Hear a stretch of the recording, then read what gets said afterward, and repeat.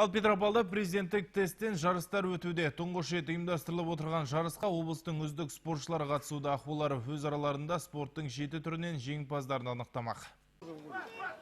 Президенттік тестілеуге биыл облысымыздың аудандарынан 160-қа жуық спортшы қатысып жатыр. Олар спорттың 7 түрінен бәсекеге түсуде. 3 күнге шақталған жарыста жеңіл атлетикадан, ұзындыққа секіруден, жүзуден үздіктер анықталмақ. Впервые проводится у нас это президентский тест. Президенттік тест облысымызда алғаш рет өтуде. Әр ауданнан келген команда сапында 10 спортшы бақ сынауда. Бұл жарысқа 9 бен 69 жас аралығындағы тұрғындар қатысуда. Жарыстың екінші күні Қарасай стадионында өтті. Онда жас ерекшелігі бойынша бөлінген спортшылар өзара мықтыны анықтауда. Ең алдымен 9 бен 10 жасар жеткіншектер 30-60 метрге жүгіруден және ұзындыққа секіруден бақ сынасты. Данияр Қаппас биыл өз ауданында үздік атанып, облыстық жарысқа жолдама алған болатын. 10 жасар спортшы республикалық жарысқа өту үшін барын салуда.